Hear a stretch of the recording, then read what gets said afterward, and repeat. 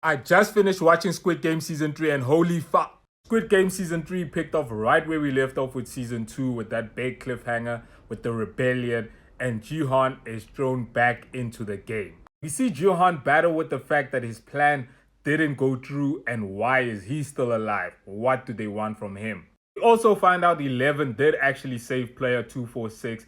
She did shoot him, but she didn't shoot him fatally. As episode 1 goes on, we see that Juhan is starting to shift blame to Daeho, that he blames him for everything. This season also gave us one of the best episodes in Squid Game history, episode 2. This episode was just insane. This was a game of hide and seek. The blue team was hiding and the red team were on the hunt and they were trying to kill. We see player 120 do what she does best, and that's handle business. And she's standing on business this episode. She's just taking down person after person, but she finally reaches her limit and she's taken out by player 33. I was so upset by this. He caught another body. In the same episode, we had player 222 deliver her child, which is insane. The first child to be born in Squid Game.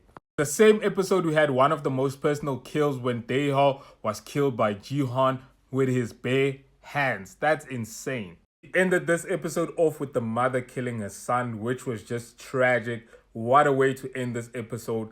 This is a Hall of Fame episode. This season was epic, tragic, and just absolutely heartbreaking. In episode 4, we had one of the best games this season, but also one of the best games period in Squid Game history.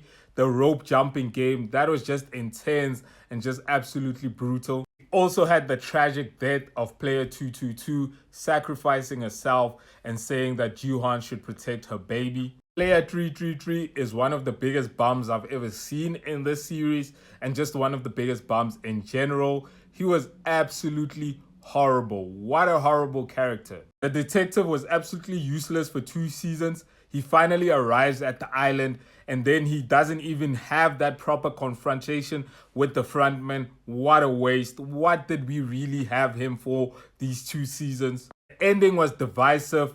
I kind of like the ending. I do have some problems with the ending, but I don't absolutely think it's the most horrible thing ever. Jihan sacrifices himself and lets the baby win. Player 2-2, the baby actually wins Squid Game. We also have the frontman going all the way to the USA and giving Jihan's belongings to his daughter.